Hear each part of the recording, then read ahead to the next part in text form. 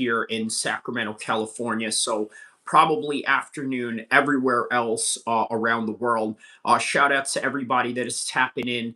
Let us do a quick breakdown of Horiguchi versus Manel Kape. Now, from what I understand, these two guys have fought each other back in 2017, and from what it looks like, Horiguchi got the better of Manel Kape during that time, of which he submitted Manel Kape. And then within that same day of December 31st, 2017, he then goes on to defeat um, another fighter, a Japanese fighter by the name of Shintaro Ishiwatari, okay, and then knocks him out in the second round. This was the Grand Prix of 2017, right? Just New Year's before 2018. So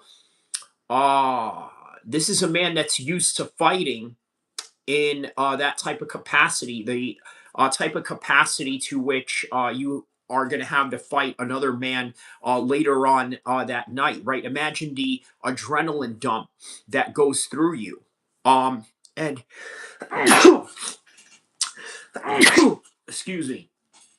But now they only have to do it one time, and this one time is going to be in the octagon in the Apex Center, right? A little bit more lackluster than what had happened last week. I mean, no big deal. Last week was just the UFC White House fight, which is another thing we're also going to talk about, a little bit of some leftovers from that. It's just almost going to be a week from now since all of that transpired, right? Well, now here we are moving on to a new fight week with Manel Kape versus Horiguchi. He says, what up right now? He says, right now? What do you mean by that? What is that what the RW is when you say R? Yeah, just let me know what RW means. You know, sometimes I get a little oh, race. Oh, okay. Rave Whisperer. Got it. Okay. Yes, yes. Race Whisperer. Yes. What up, Race Whisperer? Okay, okay. So the RW. All right. So now we understand the new lingo behind RW, right? Okay. So now that we have that established, right? Race Whisper. I like it. All right. The other thing we're going to talk about as well, guys, is we're also going to talk about Topuria's incoming losing streak. That's the most important thing I wanted to talk about, right? The losing streak of Illa Topuria. Okay, this is what is going to happen, guys. Illa Topuria is going to go through a losing streak. Okay, you want to know why? I'll tell you why. All right, this damage that Illa Topuria took was a lot. It was a lot of damage that he took, and these are the type of damages that you can only take seldom into your career. Well, he took a lot of it in one night. On top of that, the inactivity that he was experiencing prior to this fight, and now you have to think there's going to be even more of a higher inactivity after this White House card. Imagine his face is busted up. He has medical suspension, and you know how medical suspensions are. For those of you that have actually fought before, you know exactly what I mean when you go backstage and you meet with a doctor and they give you a recommendation and then you sign off after they come and check you out. You know what I'm talking about, right? For those of you that have competed, okay? That right there also includes you not being able to participate in any gym activities, whether that would be a fitness gym or a combat sports gym. All right. So I need you guys to understand that. I'm going to get to your comments in a second, guys, and then I'm going to cook on this, but I will get to your comments in just a second, okay? And yes, the World Cup is also still an ongoing thing, so we're going to talk about that. So I need you guys to understand the accumulation of these things, right? The fact that he was inactive prior to this fight, Illa Topuria, on top of the divorce cases that he had going on. And let's not act like that doesn't affect him in any kind of way. We like to pretend that Illa Topuria is somehow immune to these type of discrepancies that life will throw at you. Simply because if you look at Illa Topuria, he's, let's be honest about this, very well put man. There's a reason why he's put on GQ magazines. There's a reason why he has modeling deals, why he has a network deal with HBO, basically documenting his life as some sort of like, a modern version reality show of the Kardashians. There's a reason why. He's a very attractive figure in the world of MMA and also a very interesting person. So you have to understand there's a lot of pressure on him. Not only is there a lot of pressure on him, there's also a lot of hype that he builds upon himself, right? So now everything has to be put on the line. This is why I tell a lot of fighters and a lot of content creators, you have to keep your personal life private. Why? Because it will be used against you, and then you're going to have to use it as some sort of uh, mechanism of stress, right? Having to carry another extra burden in your shoulder. So now not only do you have to worry about your fighting ability, you have to worry about your content creation. Now you also got to worry about how your image is going to look to the world, because now this is a reason why you're out there promoting this idea of, oh well, look at me, I'm this, that, or the other, I'm a good, a wholesome individual, right? And sort of virtue signaling that through all your content. So now you got to live up through all that, including the fact that he has to live up to these expectations, and also this little bit of a conflict that he went through with the Nelk boys, where he said that, oh, you can meet anyone in Miami. Of course, you can meet any. Well, how did that work out? Because now you wanted to prove so bad that you could find somebody wholesome in that type of environment, and you were proven wrong, right? So it seems that the Nelk boys know a little thing or two, or how do I say this, maybe red pilled to the situation more than Illa Topuria. And there's a good reason to understand and believe that. You got to understand it's a cultural thing. Illa Topuria grew up in Spain, just like how Barab Americanized and assimilated himself into the United States. Illa Topuria is well assimilated into Spanish culture. And unfortunately, what that brings is an unfortunate culture of simpantry. Okay. And I don't need to elaborate further on. For those of you that are red pilled on that situation, you know exactly what I'm talking about.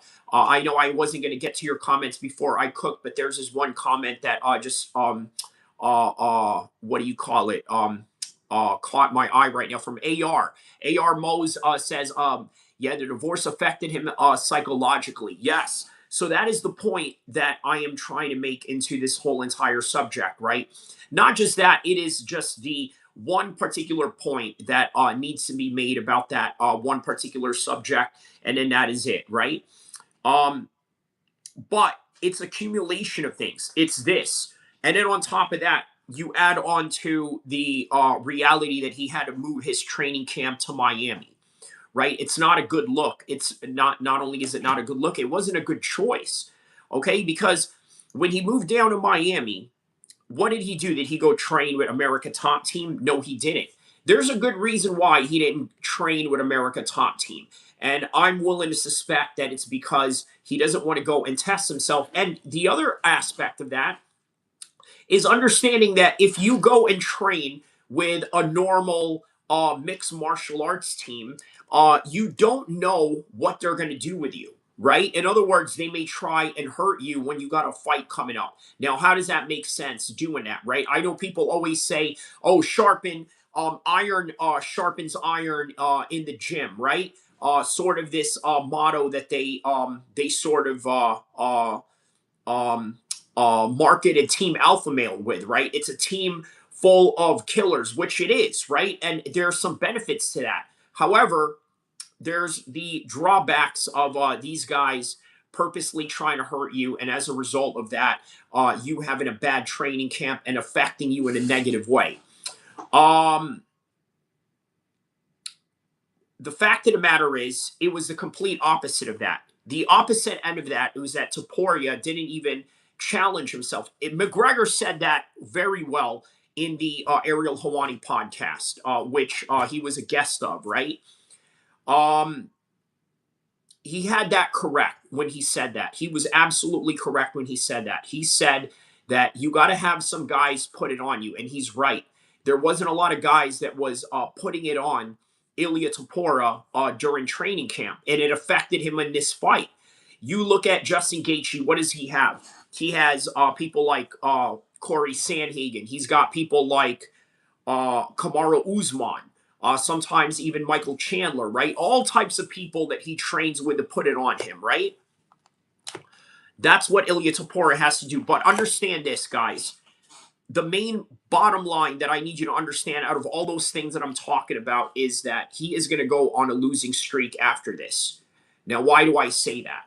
Because the damage that he took, the time and the off time that he has to consider, right, with the suspension, along with the time off away from competition, to which is going to further debilitate his skills or the evolution of his game, I think that is going to lead him into bad matchups. And after we read the comments, I'm going to talk to you about the horrible matchups that Ilia Topuria is going to have to face right now in terms of who is next for him in the rankings at 155 or even at 145. Now, 145 seems like a stretch because maybe he doesn't want to cut that much weight any longer. And as a result of that, maybe he's going to stay at 155. And if so, what are his chances on that? All right, let's go to the comments right now. The highly anticipated comments from everybody. AR says, hi, Kyrie in chat. Assalamu alaikum. How are you? I cannot wait for Islam versus Connor. Wannabe Ian Gary. Thanks for you. You're welcome. Shout out to you, AR. Always thankful for your support. Sultan Mehmet says, I wish you a good day. It's a shame Turkey was eliminated. Wow, yeah, I know, man. Paraguay with that 1-0, right? I got to watch that matchup. And then I got to watch Brazil versus Haiti afterwards, and Brazil just blew them out of the waters. And yeah, I'm picking Brazil as the underdog on that one. They're actually a strong team individually, but we failed in the technical team aspects. Yes, so that is one thing to consider about soccer, is that it is not just the component of, let's say, individuals or stars that are involved in the mix, right? You have to be able to have a cohesive unit within those mixes, right? So it's one thing to bring a talent of people together, but can those talent of people mesh well together? And I think on the club side of things, outside of international competition, this is why I really like Manchester City, because they can afford to bring a lot of the top players around the world. But not only that, they can also cultivate a culture that allows them to work together as a cohesive unit. But yes, that is something that Turkey, lacked in that matchup, unfortunately, with Paraguay. And Paraguay came in with a very early goal, right? Very early goal. Within like the first 2 minutes of the matchup, it was a goal, and all they had to do the whole match was play defense and come out with the victory. But thank you for your shout out, Mehmet. I'm assuming you, Sultan, you are from Turkey. AR says, Turkey football, just individual players can't play as a team. John Dong, shout outs to you, my man. The man that created Bo Nickel versus Kyle Dawkins at the White House. And it went well for Bo Nickel, as we all saw. AR says, doctor did a welfare check on Ilya. He can't fight. Does he want to blame? That's the controversial part about it, right? Sultan says, AR, you're right. This could have been fixed with a good coach, but they didn't. It's sad. The Turkish people were confident they were finish first in the group. Damn, yeah. America advances, as you guys know. They took on Australia. They advanced. So, yeah, it's on to the next one. Drizzy Goat says, watch Cap lose today, LOL. Another fake Muslim that Zahabi. I got a Japan boy to KO Cap. Dang, bro.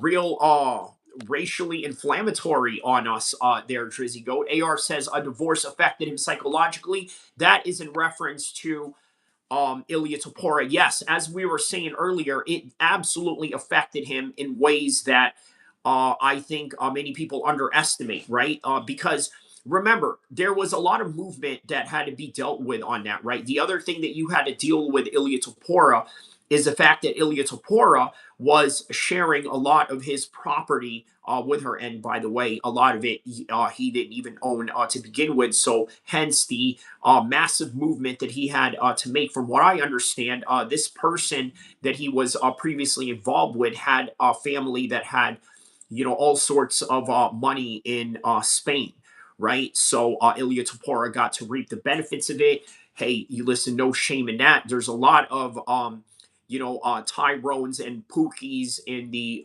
fight game, as you would imagine, right? It's just what some guys have to do to go and make it and give themselves an advantage. Listen, that's what you got to do in this fight game. You got to find yourselves the best advantage possible, but there's also a time where certain things can be of hindrance to you, and you as a fighter have to really figure out what that is. And unfortunately, Illa Topuria didn't figure that out in time. Drizzy Goat says, I got Gary whooping Islam as well. Okay, there's a lot of people that are saying that right now, but I think we also tend to forget that Islam Makhachev is a little bit more special than that of Illa Topuria. We know how that matchup would have went against Illa Topuria if he were to fight Islam. We now know that Islam Makhachev is probably a little bit more special than everyone else, and I think maybe Ian Gary, that fight will finally prove it. Ian Gary is a wannabe Conor. Ian is okay. Yes, that constant thing that we hear about Ian Gary's life. AR says Ian is all talk and no bite. Tyrannus Draco, shout out to you. First time I seen you here, my man. I would have thought with the board, you would have been hit with the Hulu girls talking about who best chest deep in. Okay, okay, that's I don't know what you mean by that comment. I would have thought that with a beard, you would have been with Hulu girls talking about who beating your chest deep. Oh, okay, all right. So basically, you're saying that what I look like doesn't match my voice at all. Well, okay, there you go. That is the intrigue about it, right? Scandabigo says Ian, Ilya, O'Malley are all wannabe Connors. Okay, very interesting observation there. Dictator Johnny says Connor or Max Holloway. You know what? It would be fun to see Conor McGregor win, obviously, right? Because remember, that brings a lot of attention to the game, and the type of attention that I think has everlasting effects through not just content creators getting views on, let's say, Conor McGregor's, topics at hand, but also the aspect of casual engagement. That's sort of what Connor offers in this fight game is, casual engagement. So, um, but realistically, if you ask me who I think is going to win that one, I think the consensus overall agrees that Max Holloway is going to win that one. Don't tap, go to sleep. Okay, according to Aaron Mega. Hombre says there are rumors of sneaking fingers too. Wow, okay. Uh Interesting observation there. Aaron Maga says Illa Topuria gets smashed. Scandabigo says Connor confirmed that Ilya is a Connor copycat. We all knew that. AR says Ilya was effed up. Aaron Maga says we need McGregor versus Nurmagomedov too. He says it won't happen, and McGregor is racist. Dictator Johnny says I love Conor McGregor. Okay. Carrie Lift says go back to Mexico. Okay, very ignorant comment, but okay. We're just going to get you out of here. It's always the people. Listen, you know who always talks trash the most are the ones that don't have a profile pic. Go figure. right? But yeah, I'm not Mexican, I'm not Hispanic, but weird thing of you just even say that and just be racist about it. But yeah, he says fake account, say it to my face, racist. Exactly, right? He says I was excited for Dukas versus Nickel, and it was one of the least competitive fights on the card. And great on Bo Nickel to be able to show new wrinkles in his game, front kick Anderson Silva style. Can't complain. Scandibigo says that's racist. Carry lift. Who is going to mow the lawn? AR says cowards go on social media but can't say it to people's faces. Exactly. Well, that is the reason why his account is basically what do you call it, like anonymous, right? He doesn't have a profile pic. It's always the people that have a profile pic. But do you think Khabib would ever come out of retirement to rematch Conor McGregor? No.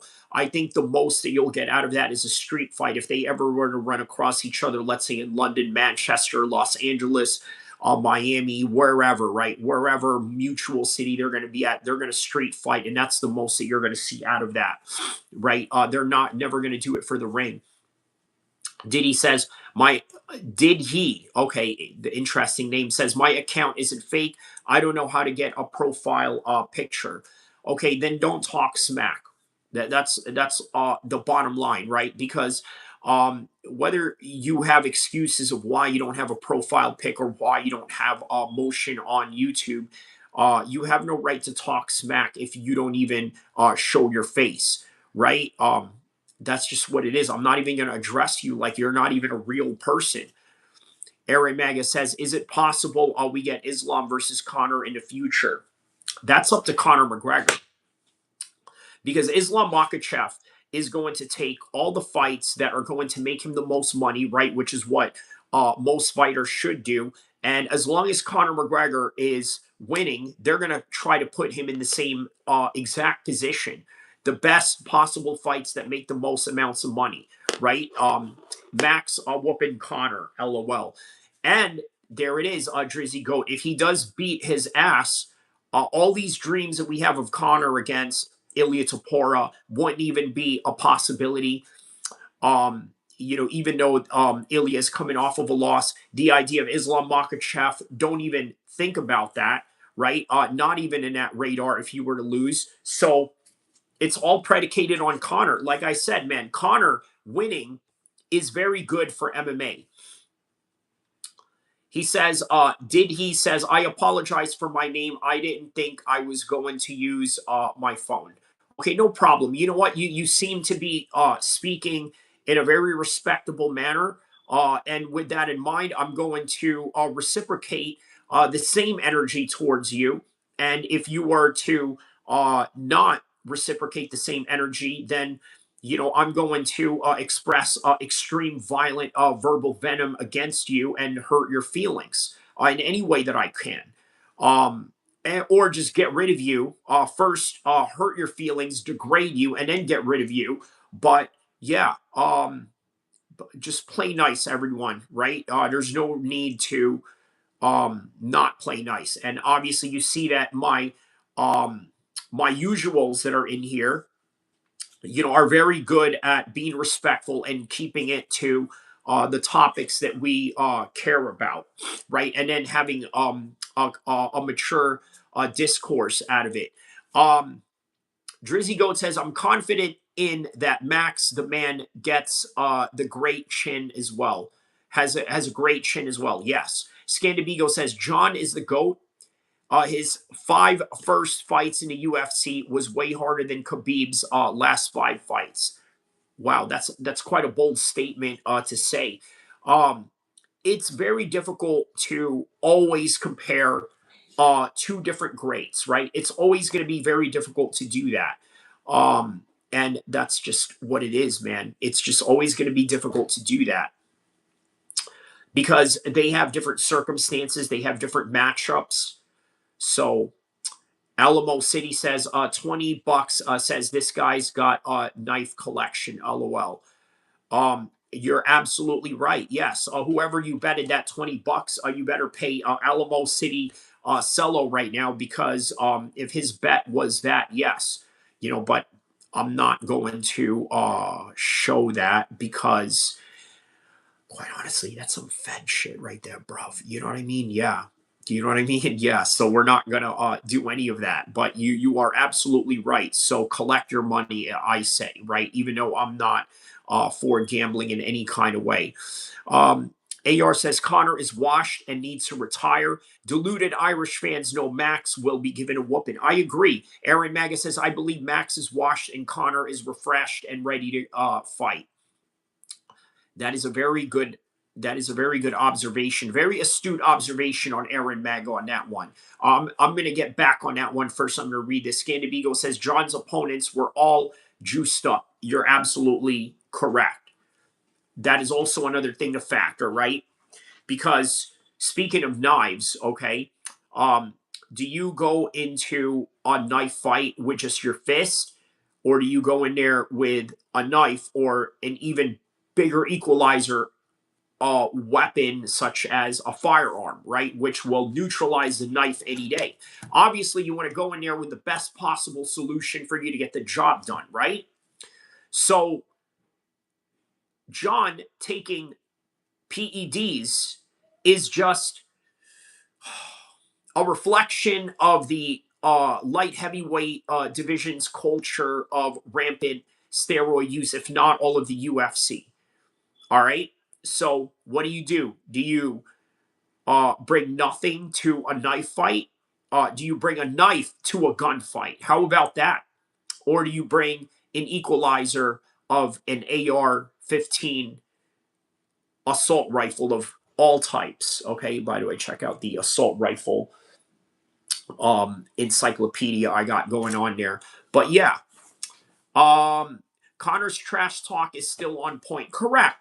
You know what? He's an Irishman who comes from Dublin. It is what they do. Okay, like you never get that out of you. The trash talking aspect that you have developed over the years, you never get that out of you. Aaron Maga says, I prefer the Kalashnikov over the AR-15. Sure, it never jams. You can take it in extremely rugged places, and it is the reason why the Mujahideen favored the AK-47 over the years, right? The Mujahideen lived in very um, very treacherous places in terms of nature, right? They had to live in sand. When you're talking about, let's say, Al Qaeda in the Arabian Peninsula, they had to live around the desert. If you're talking about the Taliban in Afghanistan, they had to live in mountainous regions. So there's a lot that could go wrong with your firearm, right? And having an AK-47 in those environments was essential for these people, and also people that have governments around that area and region. Now, the modern Russian military, they use a modernized version of an AK-47, right? It's black, has a little bit of a better recoil to it, but yeah. Scandivigo says it's like cycling 9 out of 10 used EPO in the past. Correct. Johnny Dictator says, what are your thoughts about Alex Pereira's next fight? Okay, so I'm going to go into the Horiguchi and the Manel Cap breakdown. But first, I'm going to finish it off with Alex Pereira and Illa Topuria's next fight, being that they both lost, right? Here's the thing, right? So, as I was saying, the rankings that are going on in the UFC division right now, right? Athlete rankings. So, obviously, it's past Tuesday after the White House card. And who do we have in the featherweight division that, if I highly doubt it, but Illa Topuria wants to come back for? What, maybe Laron Murphy, Yair Rodriguez? Okay, he may fare well on that one, but what about 155? Mauricio Rufy. He's got that recent win. He's now number 7. How does he do against him. You know what? I think he may even end up finishing Illa Topuria. Benoit Saint Denis, I could see a world where Illa Topuria gets dominated and out wrestled. Charles Oliveira, he already beat him. He's going to stick at number 3 right there. Armin Sarukian at number 2. I think he's going to sit out and wait for Justin Gaethje, rightfully so. Dan Hooker, he could definitely beat him. So I'd like to see Illa Topuria and Dan Hooker. It would be a challenge, but also not as dangerous. Could Alex Pereira go back at 205 and fight Carlos Ulberg? I think that is his best bet. I don't see him beating Volkov. I don't see him beating Cyril Gane. And I don't see him beating Josh Hockett. Although Josh Hockett would be a good matchup if, let's say, they decide not to give Josh Hockett the championship matchup. Because Cyril Gane is ready to go.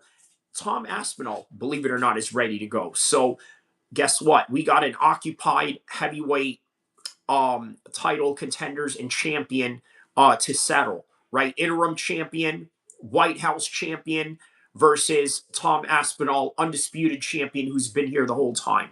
Illa Topuria is finished. Justin, wow. Okay, very interesting screen name you have there.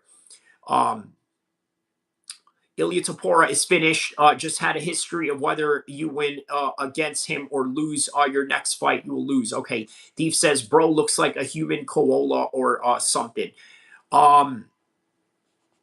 How about this, right? We get your ass up out of here. Boom. And then you. Boom. There. All right. So,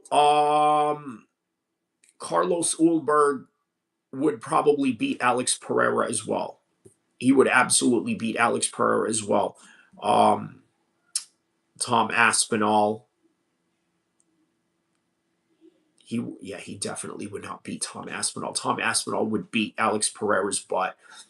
But yeah, that's what it is. All right, so moving on. We're going to move on to Manel Kape versus Horiguchi.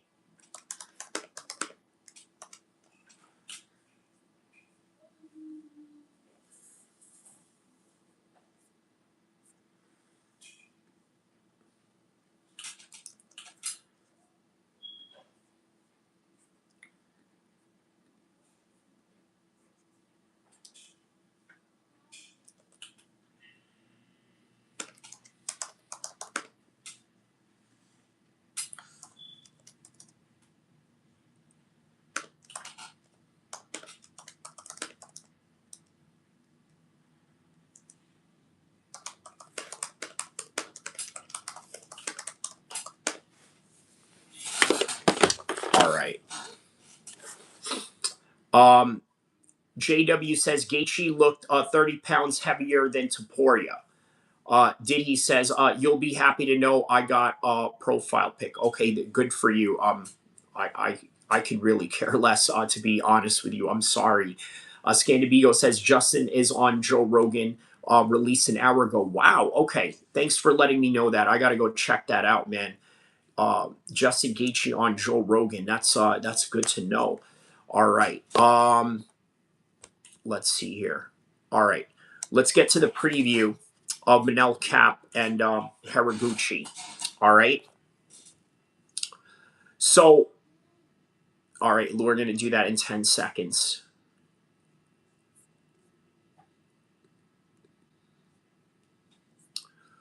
All right. So, right now, we're here to preview Horiguchi versus Manel Kape. Now, many of you don't know, but Horiguchi has a win over Manel Kape. All right.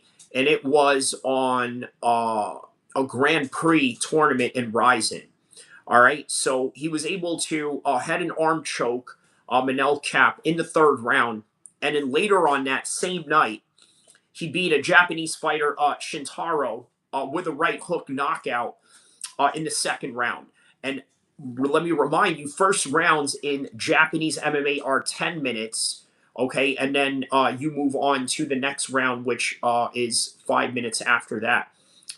Topuria, aged 10 years, by Justin the Truck Gaethje. Hopefully, he will be like Tony Ferguson. Can't wait to see Rufy or BSC slime him out. That's exactly what I think is going to happen. Justin Gaethje has this adverse effect on just being able to do this to opponents, right? Tony Ferguson is a great example of that. Scandibigo says John will never fight again. Correct. But let's talk about the guys that will be fighting in a couple of hours, right? So Manel Kape, after he loses that fight, what happens to Manel Kape's fighting career afterwards, right? Let's see here. Where is Manel Kape in this one? Okay, so he loses in December of 2017 in Ryzen, and then Horiguchi goes on to advance that same night. Obviously, Brandon Royval is a fight that he's coming off of a win. That was back in December 2025. He has a loss against Muhammad Mokaev, 3-round decision loss. No really stain in that. He came back, beat Bruno Silva, beat Asu. Amolayev knocks him out, by the way. Prior to Muhammad Mokaev gets a win over Felipe Santos. David Dorkav, by a decision back in 2022, has a win over Adi Osborne. But get this, right? He loses to Pantoja in his UFC debut and then gets a split decision, very close fight against Matthias Nicolau, right? Now, why am I mentioning these fights, right, in relationship to Manel Kape? I think this fight is going to go the distance, all right? Horiguchi has experience going the distance. Manel Kape has experience being in very close fights. I'm predicting this is going to be a very close fight on the part of Manel Kape. Now, why do I say Manel Kape is going to win this one? I think that even though Horiguchi has had more bigger names, obviously DJ being one of them, right? A lot of these big Japanese fighters, big Japanese names that he's fought. He's also fought Tagir Ulanbekov. That was very recent. Has a win over Manel Kape, as I mentioned. Ali Bagatinov, by the way, right? Very highly touted contender 10 years ago. All right, fought Ali Bagatinov, also fought DJ.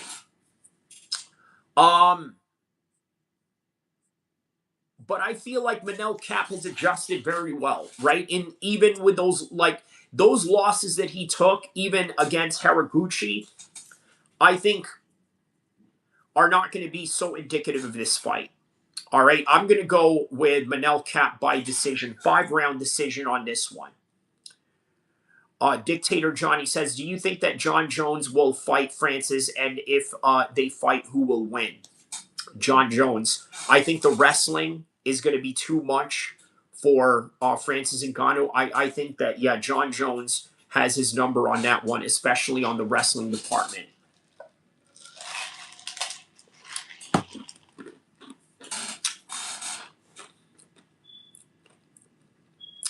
The question is, how good is Manel Kape's grappling? I think training with AKA will be the difference. Correct. That is the reason why I think he's going to go to a decision on this one. I think that he will out-wrestle Horiguchi. I think that he can also outstrike him. I just think that he's the overall better fighter, even though that Horiguchi managed to finish him in that tournament. Now, I want to not be mistaken, but when he fought him in that tournament, he fought 2 days prior. All right, 2 days before. So he went like 1 round against Ian McCall before he fought Horiguchi. So these are different circumstances, right? This is a 1 fight, 1 night deal. Your all and your best that you give for this 1 night is going to be right here. So it's going to be a little bit different, right? I think he's going to have a much better outcome, better circumstances. Scandibigo says Hokit and Justin fights like DC. Hokit and Justin fights like DC. I can see that. I can see a world where that is what it is, right? Especially wrestlers that rely a lot on their wrestling attributes that they built up over the years, right? Because you build a lot of strength when you're wrestling, and then being able to transfer that into knockout power. I would say Dan Henderson was also an example of that as well. So yeah, that's what I would say.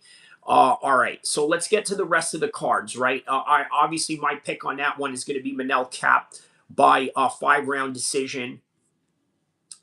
Let's see what the rest of the card is, okay? And that is going to be in 2 hours from now, from what I am gathering here. 2 p.m. is when it starts. Okay. 2 p.m. All right, man. Yeah, I'm not going to be live streaming this one. Let me tell you guys, it is exhausting just doing that like every week. It is exhausting, right? And I don't really give it my all. I'm going to be honest with you. I don't give it my all with with these fights. And how could you? Right? You got to stretch out for like a good 10 hours or so. But I mean, yeah, it's a lot. It's a lot to do. And then on top of that, sometimes you just want to go sit down and enjoy the cards, right? Honestly, I didn't really get to do that with the White House card, right? It was just all business, and it was great, good amount of views. That's what you get when you cover a fight like that. But for this one, I'm just going to sit out and be a fan. But of course, we're going to cover it. Picking Cap is racist. Why is picking Manel Cap racist? By the way, it's not. It's just I don't know. It's just my own observation, and maybe you're going to see that in a fight. But I'm going to remember your comment on that one when we talk about it. So Navajo Sterling is taking on Ian Cutelaba. 9-0 versus 20 and 11. Basically, a journeyman is Ian Cutelaba at this point, right? So Ian Cutelaba, 20 and 11. Navajo Sterling, 9-0. I'm going to go with Navajo Sterling. This is a classic. Let's get the exciting journeyman in here against an undefeated prospect. But you never know, right? Ian Cutelaba has took on some high-level guys.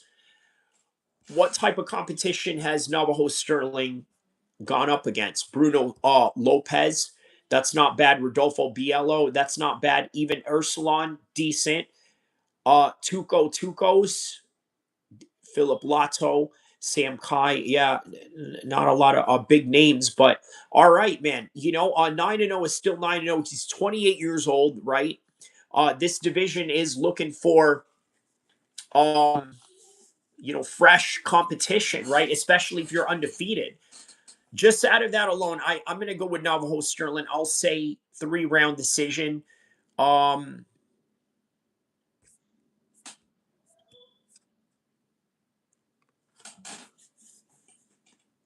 Yeah, has a lot of decisions, but he knows how to finish as well, right? It will depend on what type of fight Ian Cutelaba brings here, right? He tends to have a little bit of a Robbie Lawler style to him. So I'll go with Navajo Sterling on this one. Yeah, I'm going to go with Navajo Sterling decision. Christian Rodriguez versus Hyder Amel. Okay, so Hyder 11-2. The Hurricane has fights in Bellator, undefeated in Bellator, undefeated in LFA. Ian Cutelaba is chinny, yet grappling makes a difference in this division. Yeah, I don't think he's going to grapple in this one, right? Which is why I think Navajo Sterling has great opportunities to catch him. Coming off of a 2-fight losing streak, Christian Rodriguez, 11-4. So already has 9 fights in the UFC. Also coming off of 2 losses. I'm going to go with him. Christian Rodriguez by a finish. I'm going to go with a 3rd-round knockout on this one against Hyder Emo. Hyder's been finished already before. Bugger Seiden, versus Magomedov. I'm gonna go with Magomedov. 10-0. Uh, Coming off of the Dana White's Contender Series, and his opponent, not a journeyman, right? Decent record. Um, John Silva coming off of a loss. Yeah, I'm going with the Makhmedov guy. All right. Moving on. Vincius Oliveira taking on Andre Fili. Guys, I'm gonna have a biased pick on this one. It's going to be Andre Fili. Obviously, he's a Sacramento guy. I'm gonna go with him on this one. There it is, right? Team Alpha Male symbol right there. Wow, man, he's already had a lot of fights in the UFC. Well, we're talking like 26 fights now. Coming off of a loss, but also has a win, split decision win. Yeah, I'm gonna go with him on a decision on this one, right? Vincius Oliveira, very good record, by the way. Very good record right now. 4-1 in the UFC right now, coming off of a rear naked choke loss against Mario Batista. Yeah, I'm going with Andre Fili by decision on this one. Andre Lima versus Kevin Borjas. Kevin Borjas, 15-10, 1-4. Wow, man. Okay, so he's on a losing streak. I might have to go with Andre Lima on this one. 11-0, Andre Lima. Fighting out of flyweight. Yeah, you need flyweights like this. 4-0 in the UFC right now, coming off of a rear naked choke split decision. Wow, man. Even 1-1 by DQ. Dude was biting him. That was back in 2024. Came in here with a Contender Series win. Team Alpha Male is a great team. They have Song Yudong, Orabai, and many others. Correct. And I made a comparison during the Song Yudong versus Davison breakdown that I did at Giuliano's page. Right, I mentioned how Team Alpha Male is more of a foreign fighter group now than it was like mostly Americans. But obviously, we still have Andre Fili and people like that in here. So yeah. All right. So yeah, we're going with Oliveira on this one. Andre Lima. Sorry, Andre Lima. All right. Next matchup, Melissa Mullins taking on Miss Gua. I'm probably going with the 7-0 one on this one. Yeah. Mitch Raspuso taking on Al Nascimento. Let's see where these guys have been at. 10-3. All right. And then Alan Nascimento. So a lot of decisions on Mitch. Now, what about Alan Nascimento here? 20, very experienced, coming off of a winning streak here. Yeah, I'll go with Nascimento by decision. Very good card, by the way. Not a very bad card. Aswell, Michael Aswell versus Gaston.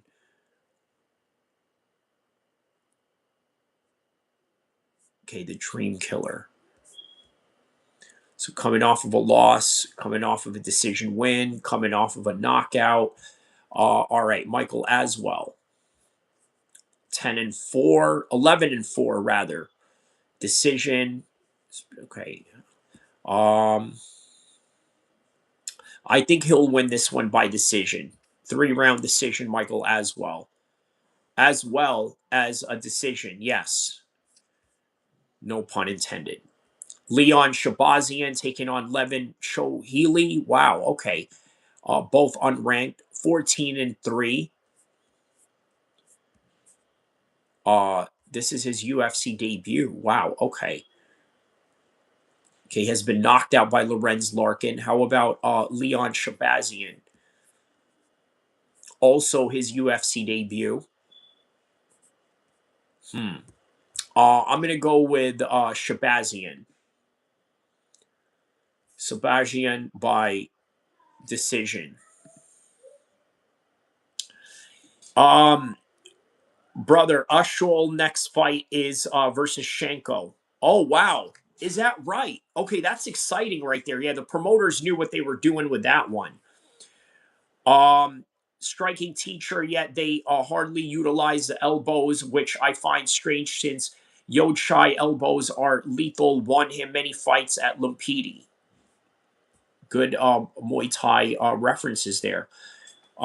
Carol Rosa taking on Luna Santos. I'm going with Rosa on that one. Shane Collins versus this guy. Wow, 50-50 matchup. I might have to go with the Georgian. Has a one loss in the Dana White Contender Series. Okay, so only loss. Yeah. He says, I'm asking you to know if it's real or not. Oh, yeah, probably not real. Isn't Shanko signed in the UFC? So probably not real. Yeah, I'll go with this guy over Shane Collins by decision. So there you have it. All right, there you have it. Yeah, I don't know if I can't confirm whether that is real or not. So, all right, let's see here. Okay, so I think we covered everything that we wanted to cover on the topics that we wanted to talk about. Let's get to some news, right? Let's get to what is going on in the world today, right? Let's find out what is going on with this Iran deal right now.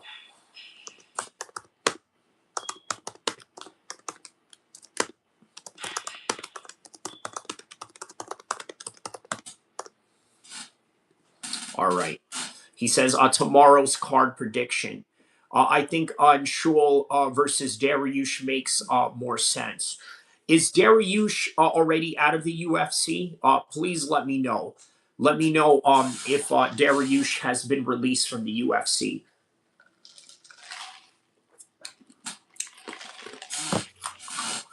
And speaking of Dariush, let's see what's going on with this Iran deal right now. Okay.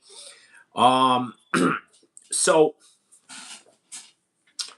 this is what we have so far, right? The United States and Iran has signed a 14-point preliminary framework agreement structured as a memorandum of understanding, also known as an MOU, okay, that implements a 60-day ceasefire to halt the recent 4-month-old war, okay, signed electronically this week by Donald Trump and the Iranian president Masoud Peshkian. The deal immediately pauses active military operations to avert an escalating global economic crisis. Okay, so there's economic crises that are involved in this. All right. However, the initial agreement serves primarily as a temporary truce, leaving most contentious long term issues to be negotiated over the next 2 months. So, this is according, all this information I'm spewing to you right now, this is all according to the Council of Foreign Relations. Okay, this is where I'm getting this information from, right? The current state of play regarding the agreement features several key components you should know about, all right?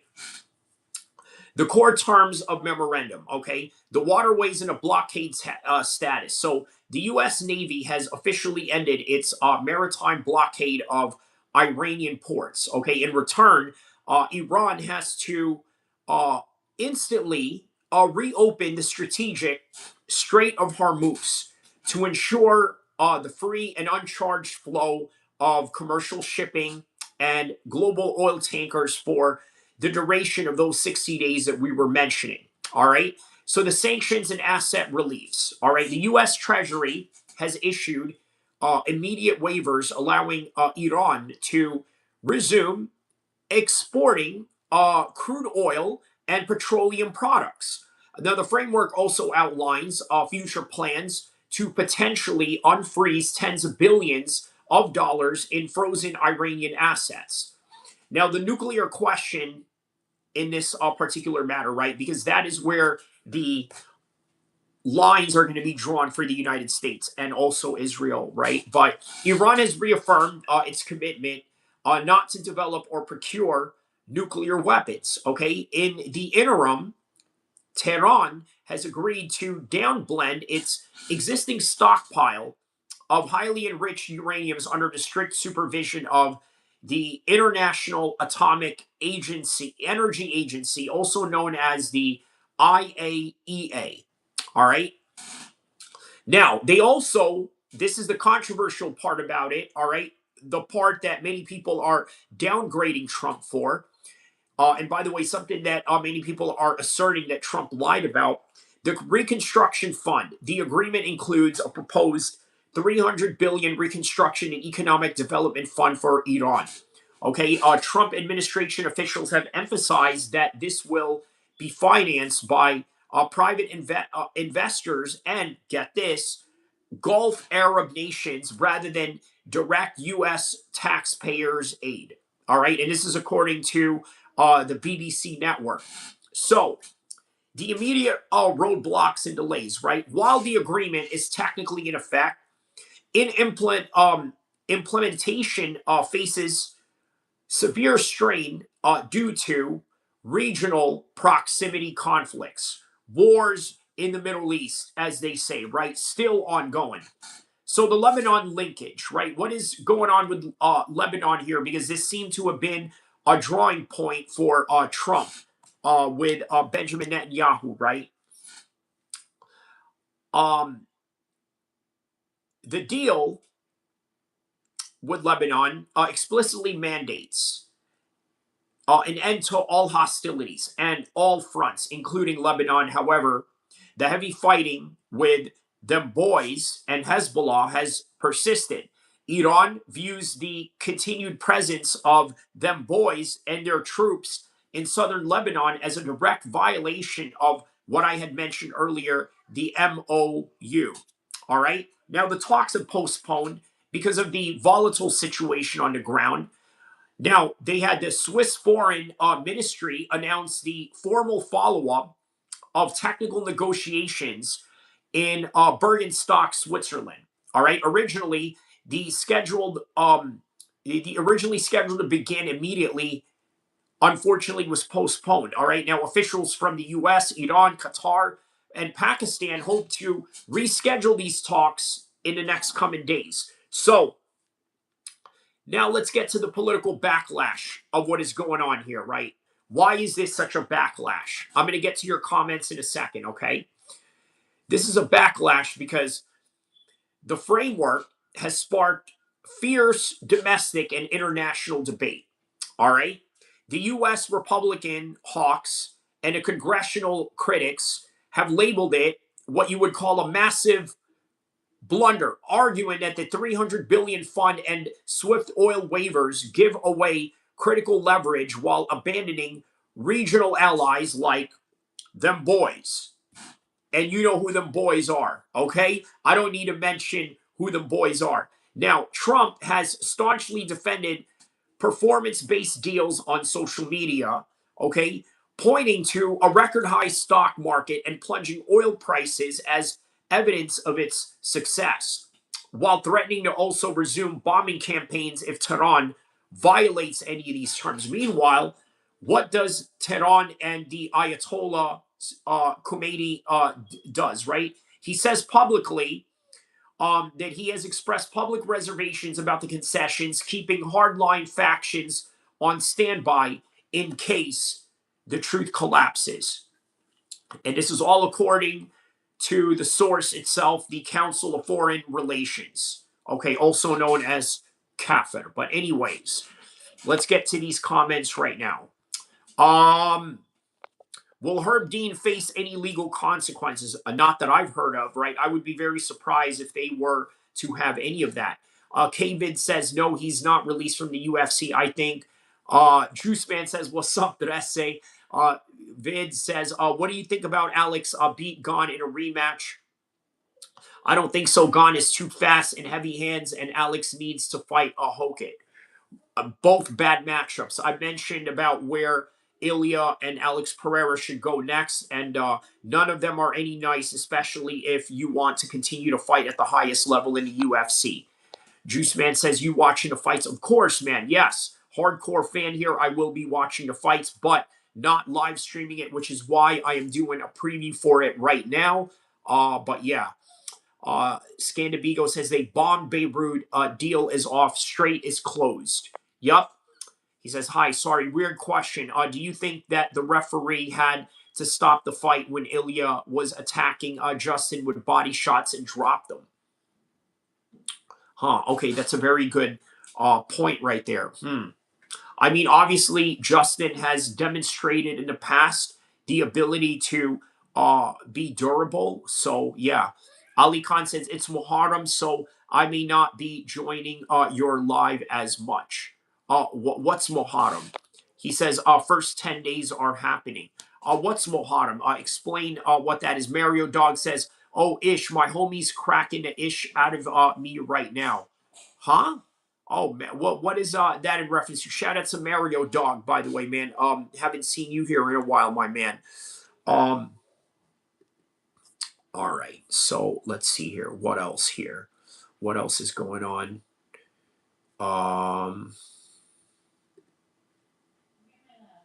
All right. Oh, okay. It means good morning. Vamos Rigovich says, all right, man. All right. Shout out to you, man. Okay, so let's see what else is going on here. Let me see what's going on here.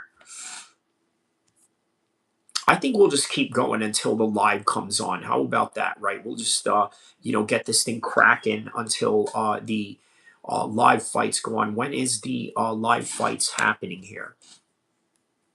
So UFC, when is this happening? 2 p.m. Okay, so we could go on for, I guess, about another 2 hours or so. Luke says, and also, do you think Ilya submitted Justin when it was the last 2 seconds of round 2? Ilya was trying to submit him with pain, with a hand pain, and then Justin tapped Ilya. Do you think it was a submission? I don't think it was a submission at all. Yeah, not one bit. Nope, not at all. Let's see here.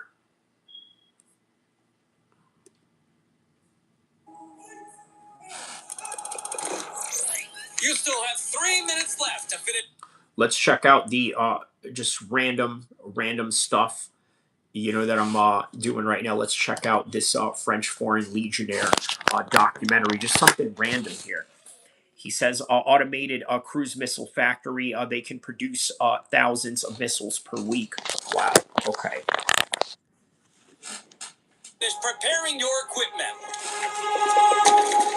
For 4 days, you will not sleep. It will be hard, and you will be in our hands. If you start well from the very beginning, in the end, you will still be the best. Taking it slow doesn't exist. From the beginning, we're all in. 100% again and again and again. The tension's so thick you could cut it with a knife. Clear the base. 6. You stand up.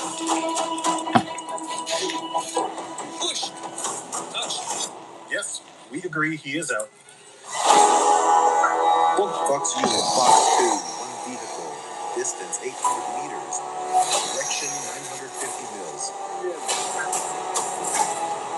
You have to keep in mind that this is an inhabited area. At the beginning, you have to be careful when you move, avoid the roads. Maybe you can walk along the sides.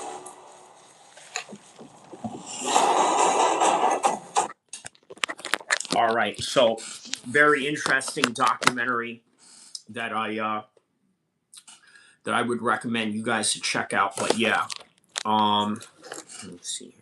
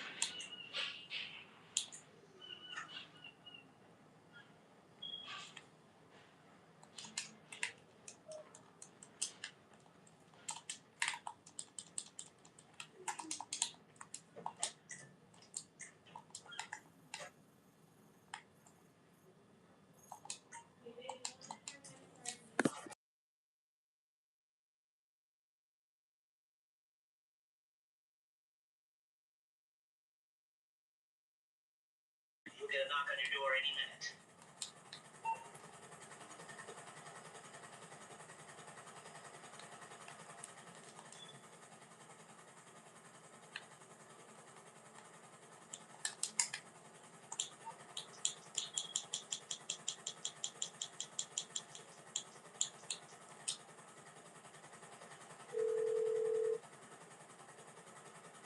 Hey, what's going on? Okay, I can deal with it.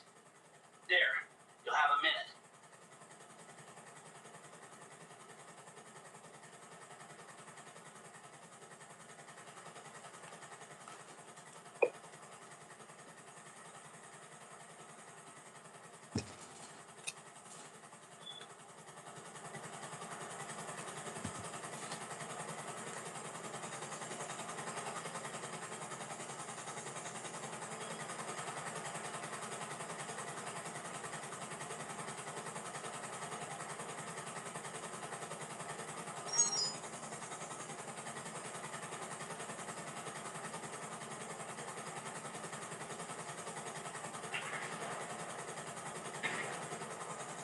Yeah, that would be insane if they do win the World Cup.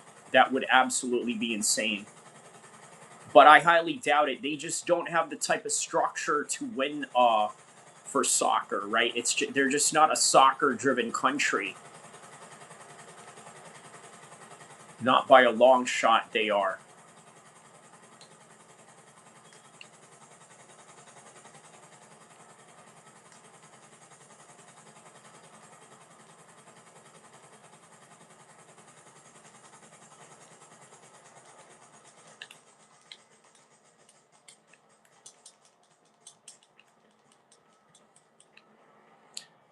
No, GTA 6 hasn't came out yet. This is the latest, obviously, but yeah.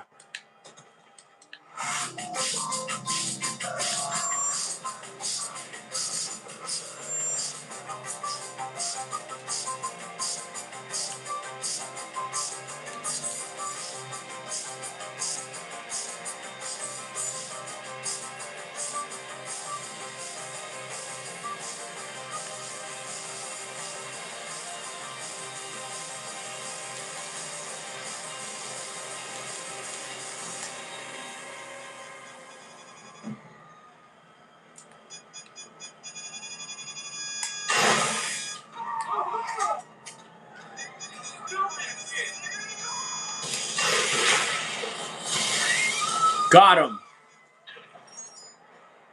Wow, I got him, but that was with the sacrifice of my oh wow, yeah, that's gone.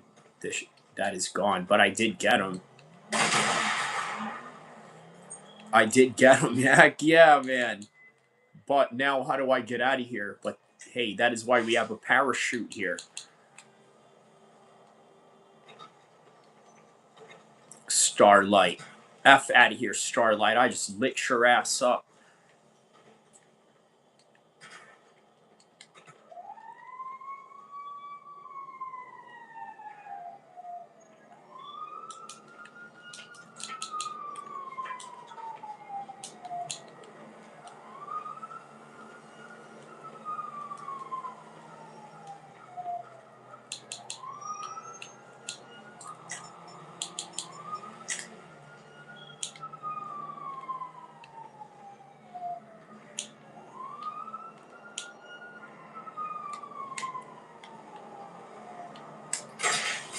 Got him. Confirmed. No, it's because he's not Kamzat. He says, shouldn't you scream Allahu Akbar? Allahu Akbar! Yeah, well, you know, he unfortunately I went Allahu Akbar on my on my helicopter here. Now I can't get out of here. But I actually can. That's why I do have the parachute. See, that's why you got to come prepared with this. There's another.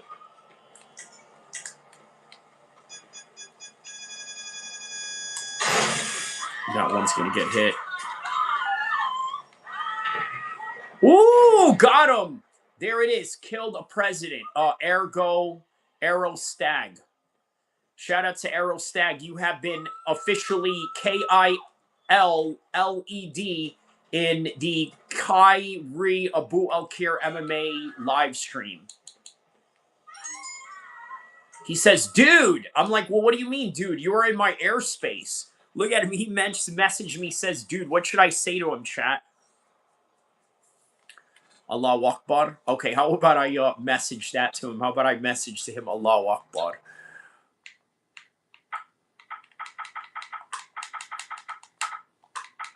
Allahu Akbar.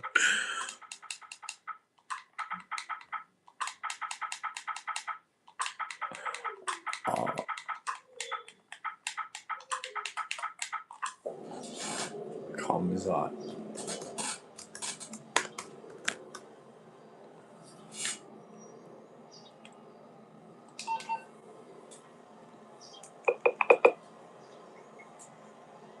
Hamza, I'll call you with me.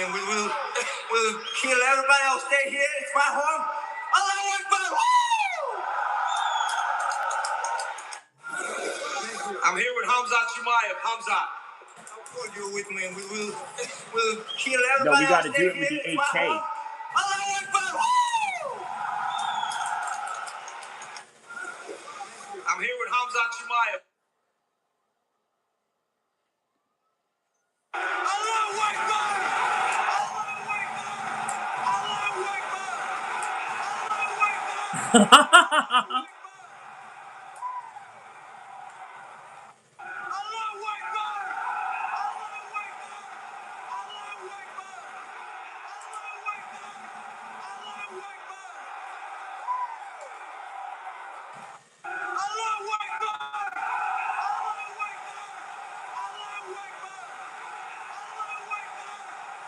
Stupid ass DeLorean over here. Fuck your DeLorean.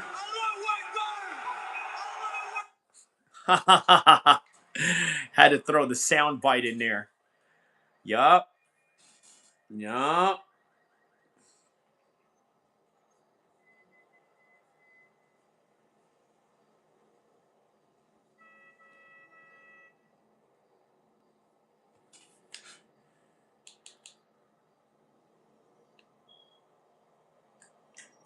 Uh-oh, he's off radar. That means he's gonna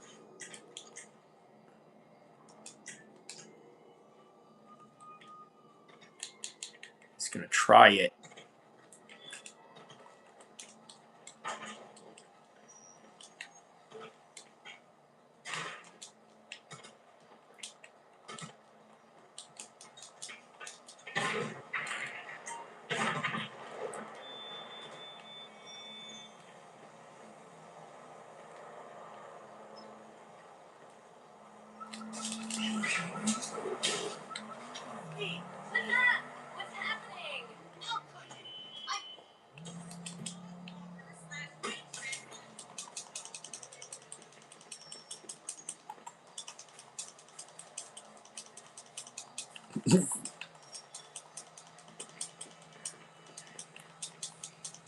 Where's my Charleston white boys? I'm gonna run my ass to the police station. You ain't finna shoot me around the police, are you, boy?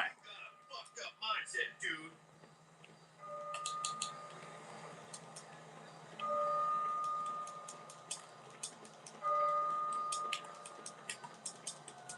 You guys know that Anderson Silva is going to be a Beverly Hills cop?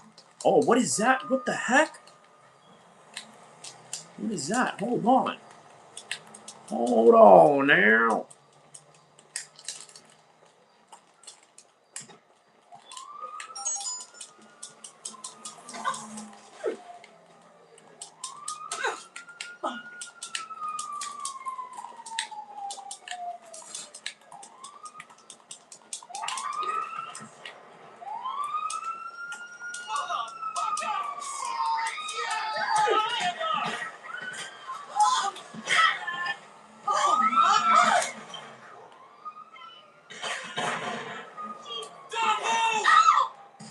Players are voting to have you removed from the session. Improve your behavior or you will be kicked. Look at that. They're saying players are voting to remove me.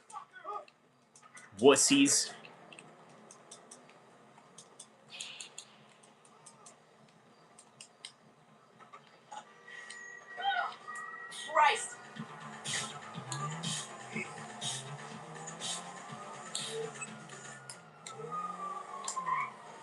They're just hating because like they're getting beat. They're like getting blown up, getting hit, all types of stuff.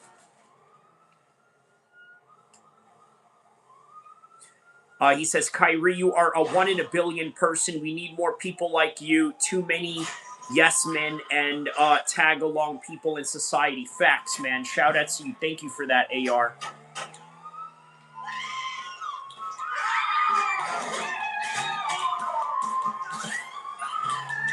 Oh, man, the pressure is on.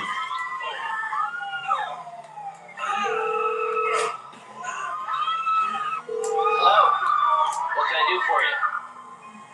I take it this isn't purely a social call. Of course not. You're in trouble and you need my help. No problem.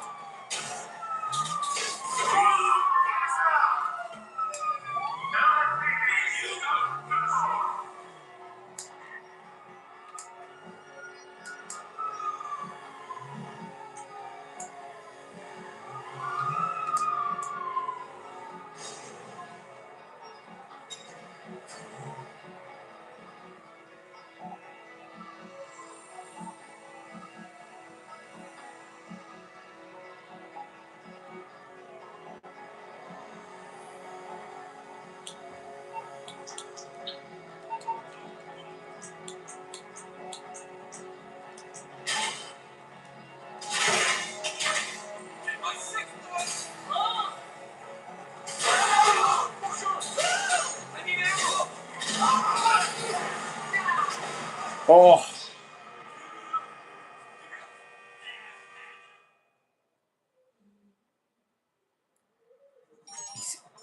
Scandibigo says, we are all 1 in a billion. Yeah. Well, Man,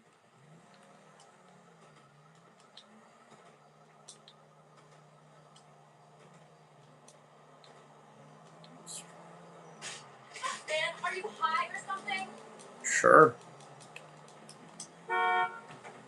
Shit, move! Oh!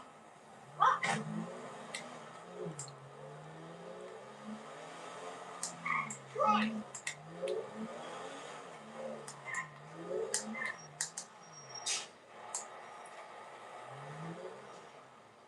What can the best mechanic in LS do for you? Sell this. Get $4,000 out of it.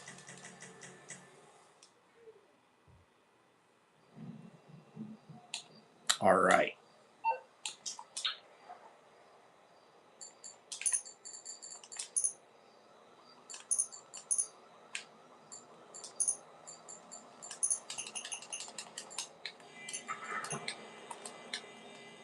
Okay, let's change into civilians.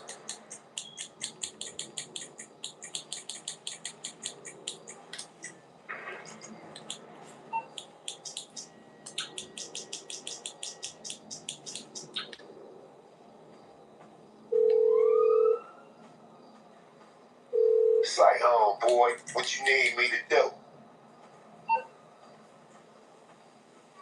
Good choice, homie. Consider that done. All right.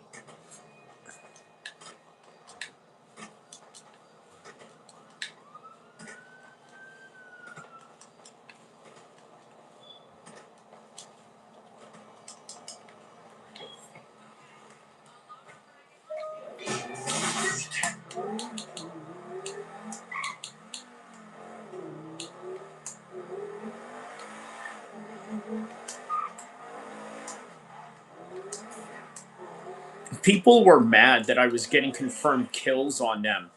They literally like just sent a notice, oh, that they're they're planning to kick you out of the GTA server because why? Because like you're winning. How is winning like how is winning supposed to be like a form of real complaint? I don't understand that.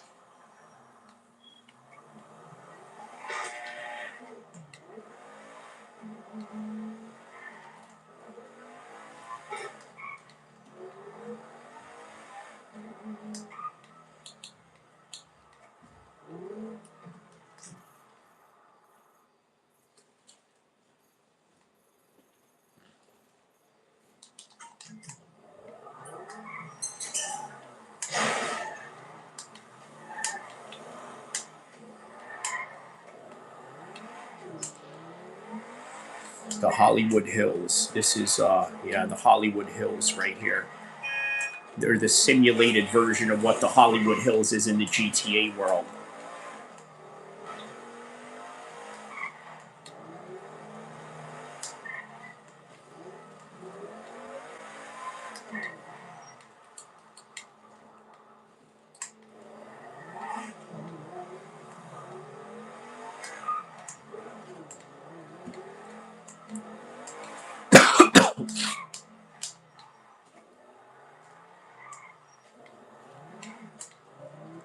McGregor has a BMW very similar to this one. Very similar. Obviously, they drive it on the other side of the road. Scandibigo says, no, it wasn't because of the Allah Akbar. They didn't like that. No, they can't hear me. I'm not locked into the audio, and I highly doubt they're like playing this game while watching this live stream at the same time.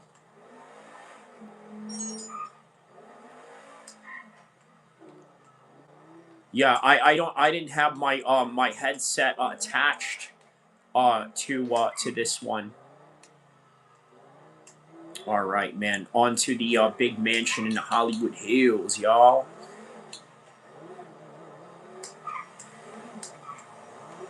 I have all the 3 mansions available in this game. Like all the you know, unlockable mansions, like the super mansions. Yeah, I have it all unlocked, all 3 of them.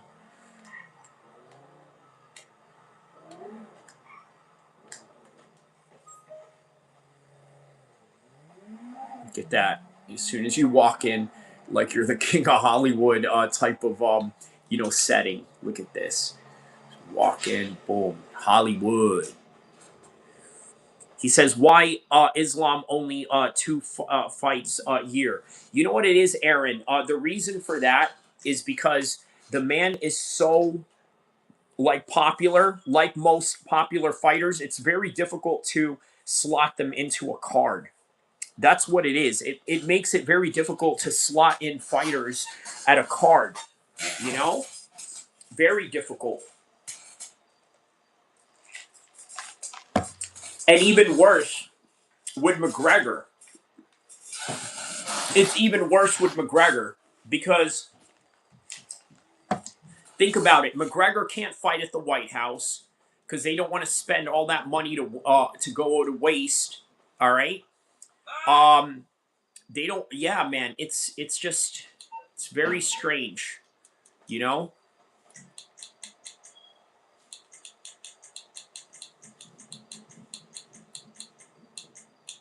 But it's one of them things where they kind of want to make money off of him in International Fight Week, so they put him, you know, right after.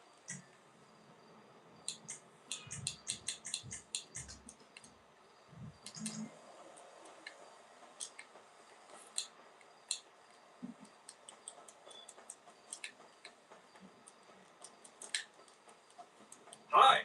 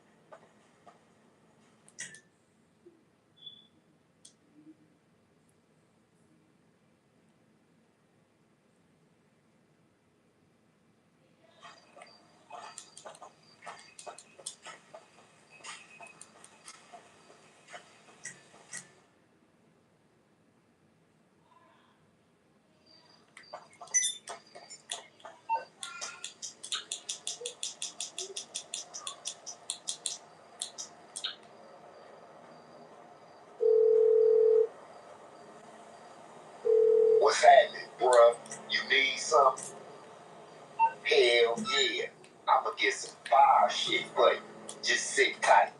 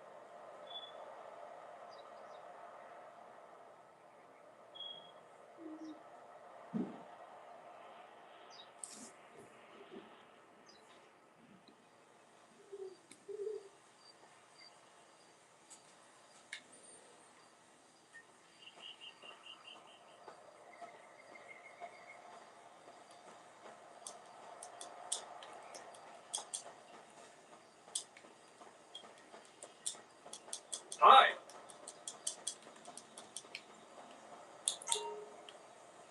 Hey, don't forget that protein shake. You gotta capitalize on those gains.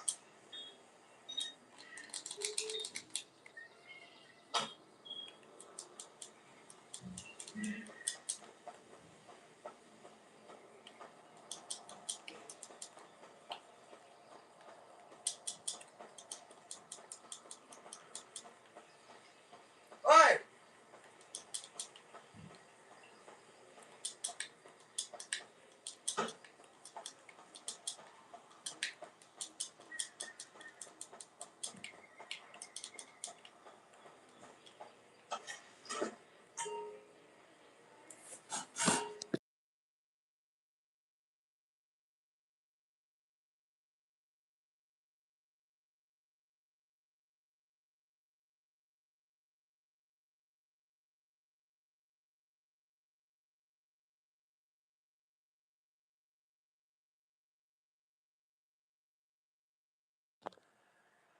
Victory says you got to listen to Gaethje on Joe Rogan. He's my favorite fighter, hands down. Just a badass, humble dude. Normal as can be. Yeah, I got to go check that out, man. Yeah, thanks for the recommendation, bro. Definitely got to go check that out.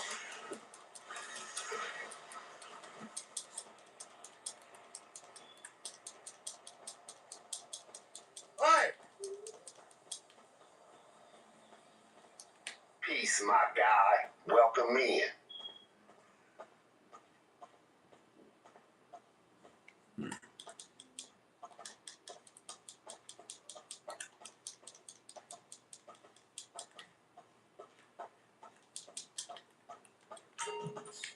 Hi.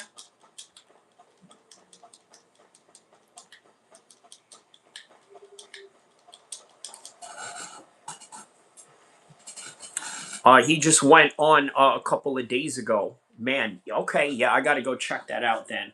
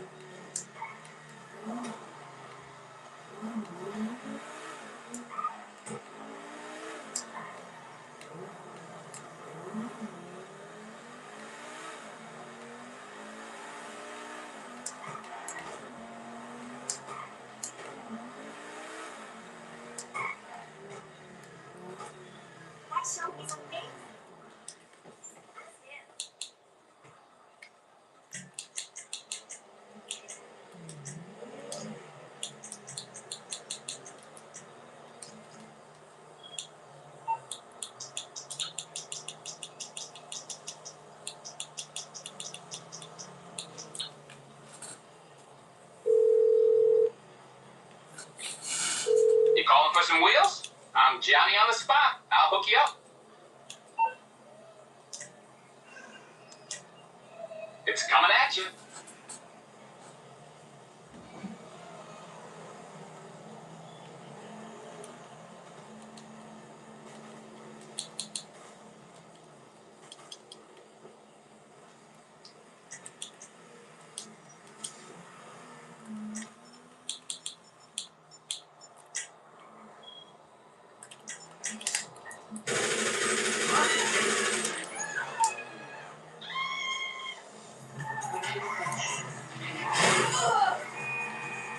Okay, we got to get out of here. These people.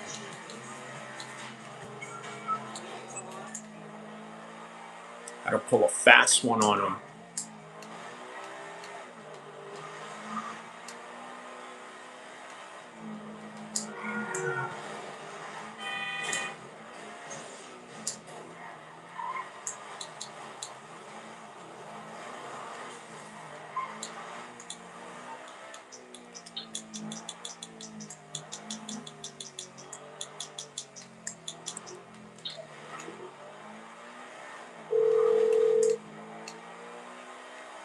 Why, hello, how you doing? How can I help? I can do it, but not for long. You'll have a minute.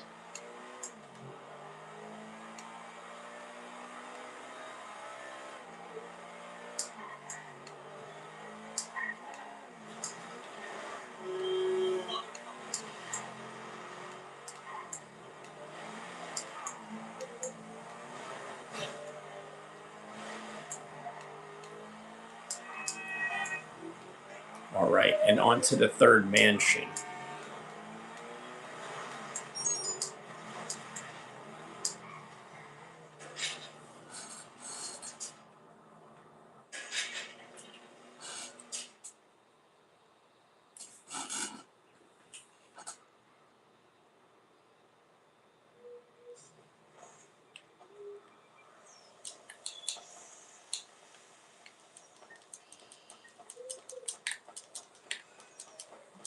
Hi. Welcome back home, boy.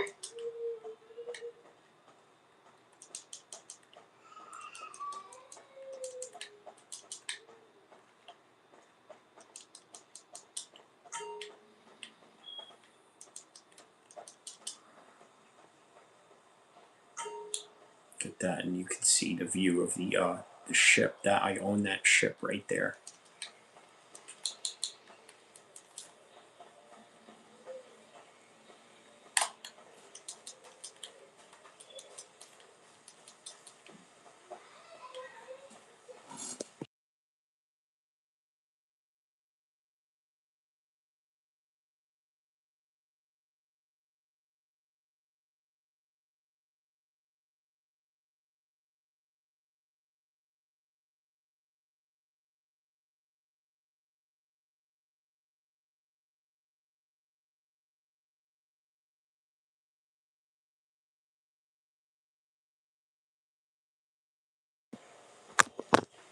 Once you get that body right, you gotta show it off at the beach.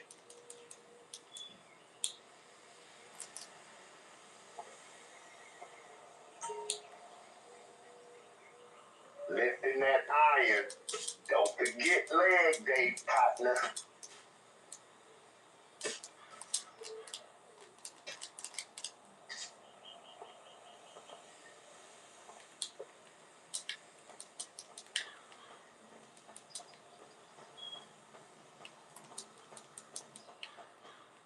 Hi.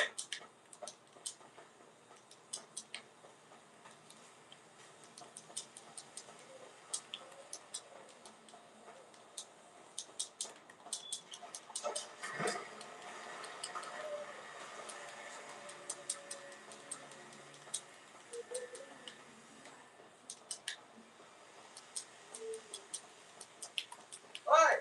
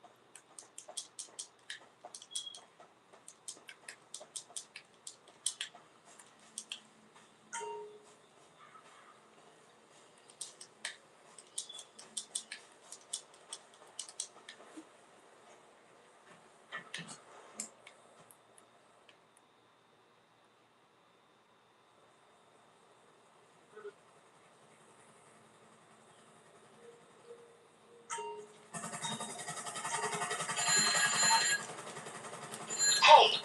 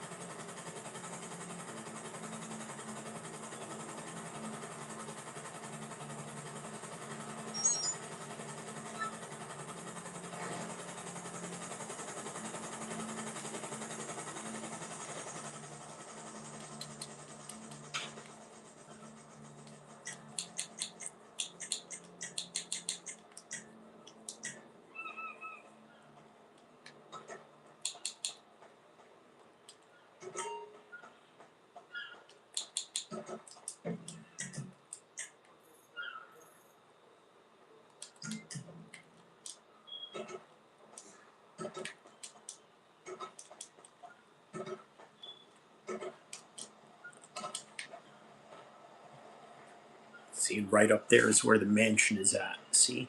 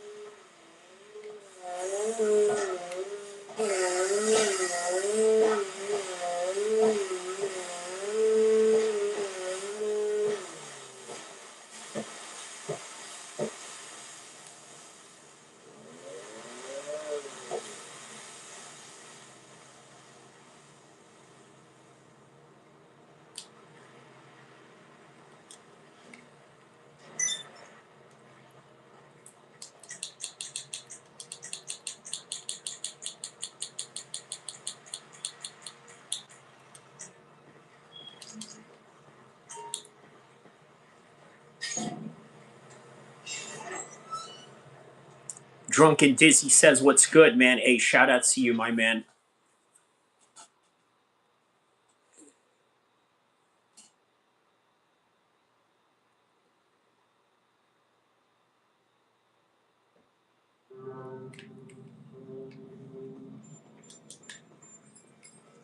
I have a secret to tell you, Capitan. I have been prank calling Mr. Rubio. I asked for directions to his vault in Russian, then hanging up. He's getting very cross. Psychological warfare, yes? An essential tactic. Yes, indeed. Psychological warfare.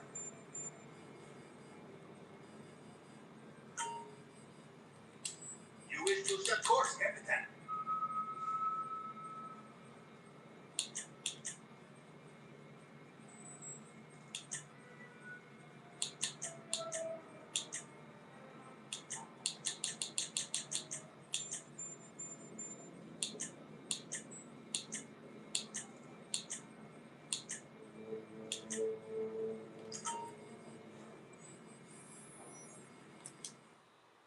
Let's try this bitch.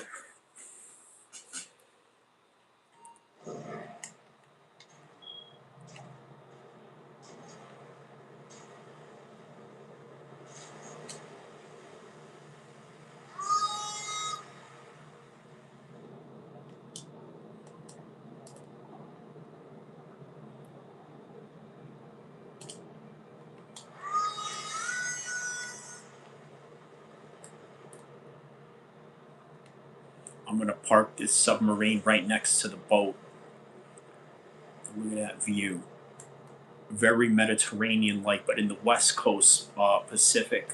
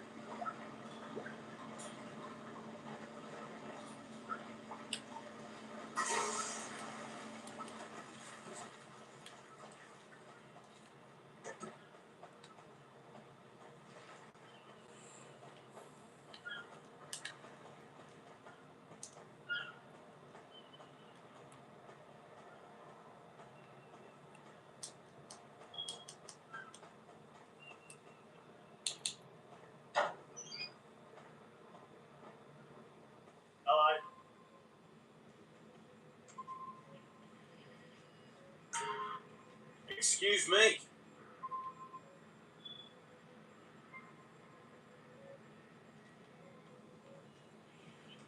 Close one there, eh, boss? All in a day's work for Captain Brendan Darcy. Where to next, boss? Always got something on the boil out here. Just let me know if you need it.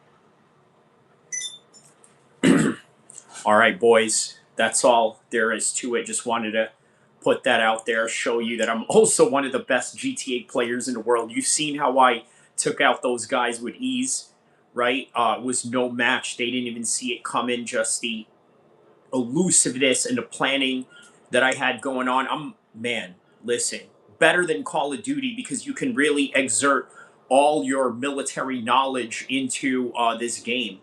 And that's it, man. That's how you end the game right there. Showing everybody all the 3 mansions you collected inside the game. And then also, look at that, a submarine right next to your yacht. How gangster is that, right? A submarine right next to your yacht in the sunset going down just like that. All right, guys. I'm going to see you guys at the fights. Enjoy the fights. I'll see you in the next one. Inshallah.